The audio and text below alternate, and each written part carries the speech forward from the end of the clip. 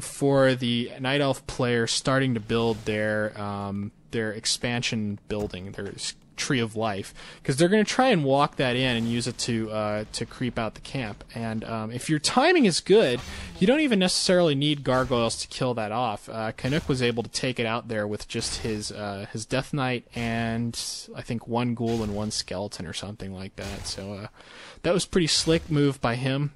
He's actually gone straight up to tier 3.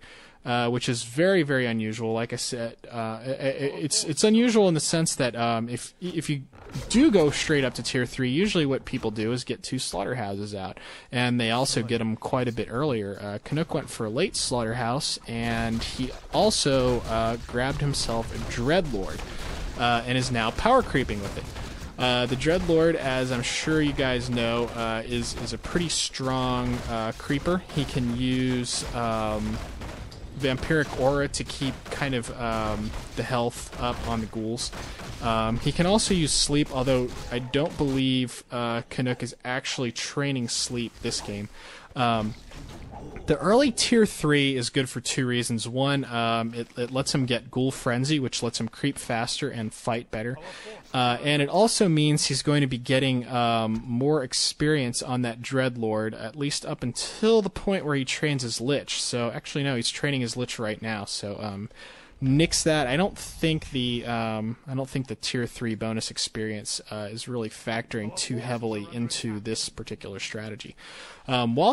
Once you get your Death Knight to level 3, the levels beyond that aren't quite as important. 3 is a real critical level. So the Death Knight, rather than creeping with your Dreadlord, is much better suited to continuing to harass the Night Elf opponent. He can still use his level 2 coil to pick off wisps or creeps or any units that he lets get to low health. Plus, a level 3 Dreadlord is actually very strong because Carrion Swarm, level 2, has the ability to kill many wisps at the same time in a single shot. And you are going to see that coming into play a little bit later in the game. This hero build, Death Knight Dreadlord, is not the usual one. Usually people get the Lich second and often don't get the Dreadlord at all versus Night Elf. But it allows you to create what is commonly referred to as being the dual aura ghouls, which means they've got the movement and healing aura from the Death Knight, plus the vampiric aura, which also provides additional healing with their attack from the Dreadlord. With the exception of Haze Fire picking off large amounts of them at once, that results in some ghouls that are actually very hard to kill because they recover health so goddamn fast.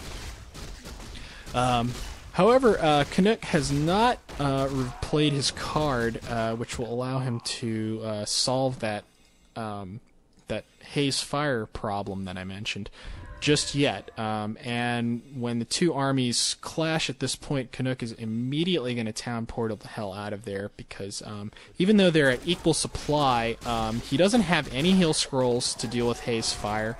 Nor does he have anti-magic shell, which is what he is about to start building. I'm sure you guys have noticed by now that I love any strat that involve banshees. There really are. They're such a cool unit. They're not something that you really want to try and wedge into every game, but they can be very surprisingly effective at times. So, it can be a lot of fun. I meant to mention earlier that the Night Elf, you know how Canuck got that cancel on Ryder's early expansion attempt? Well, Night Elf really does have the ability to force an expansion on you because, like I said, with the Haze Fire going on, you really don't have any way of fighting his army at tier 2.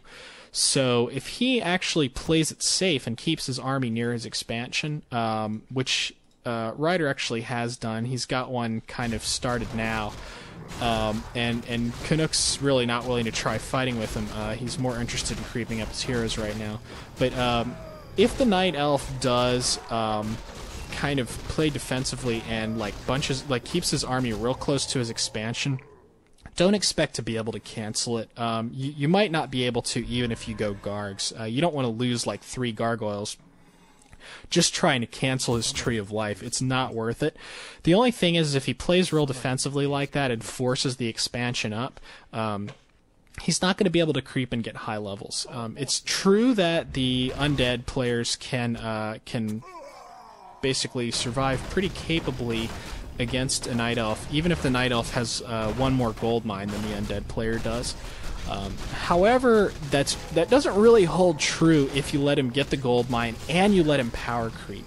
That's just giving him like too much resource and too much army power. Canuck's doing something pretty off the wall here. He's building a necropolis by Ryder's expansion. I'm going to go ahead and jack Remind's explanation of this one, because I didn't know why the hell he did it. But you will hear this in Remind's audio as well, but just in case you guys don't listen to that one, I want you to hear it anyway. The idea is that he started up the necropolis to keep Ryder off of his back. Ryder is, he's at 75 supply. Canuck is holding fast at 50, and he's banking the hell, which is going to help him deal with the fact that he's basically down a gold mine at this point. However, if Ryder were to start pushing his base right now, that would be kind of problematic. Well, building that necropolis there basically threatens that if that necropolis gets up, he will be able to town portal to that necropolis and take down Ryder's expansion basically whenever he feels like it. So Ryder can't leave that alone. He has to bring, at least some units in there to cancel it, which kind of prevents him from pushing Canuck's base with his entire army, which is exactly what Canuck does not want to happen. You notice Canuck left a Cloak of Shadows behind. That's the sort of thing, you'll actually see pros leaving items behind, but they're insignificant ones, unlike me who leaves behind Scourge Bone Chimes, as a couple of you pointed out in my last audio. Yeah, that was kind of stupid. But like something like a Cloak of Shadows or like a Tome of Agility or something that really isn't going to have much effect on the game, a lot of the time if they don't have a hero handy to pick it up, they'll just run to the next creep camp, because really getting the golds from the creeps and getting the levels is far more important than picking up the little like level 1 items that happen to drop from the creep camps. So just know that, if creeping is important to you, don't let yourself get slowed down too much by picking up every small item. Sometimes it's better to just keep running and not waste that 10 seconds. Canuck has now massed up some Banshees. He's kind of keeping them in his base right now. He doesn't want those getting picked off.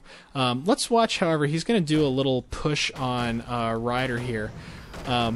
Trees of Ages are pretty low on hit points in general, and with some focus damage and a couple of sappers, you can often take one down. In this particular case, it didn't work out, and I think Canuck would have been better off like killing off some Moonwells as opposed to trying to go for the main.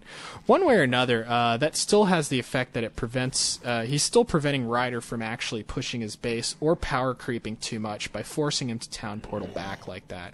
So it is kind of one nice way of keeping your opponent under control. However, sappers are pretty expensive, so you really do want to make sure that you are getting building kills with them, or you are kind of wasting gold a bit there. Okay, so as I mentioned, those ghouls with the dual aura going on, he also got them to 3-0. No, actually, excuse me, they're at 2-0 right now. But you definitely want to get the attack upgrades on ghouls if you're using them as like your primary unit. So basically, you have ghouls with a very high damage output, and which are going to be extremely hard to kill because they all have anti-magic shell on them. Plus, they have the Death Knight healing aura, plus they've got statues healing them, plus they get the health recovery from vampiric aura. Yeah, I mean, these suckers are just, going to refuse to die. You only need about, like, I can't quite count Canuck's Banshees from here. I think he's got 5 of them. You don't need like a shit ton of Banshees. You really need just about like 4 or 5, and you can AMS a whole heck of a lot of units with them because AMS is fairly cheap. Plus, if you have just one statue recharging mana, you will do very well.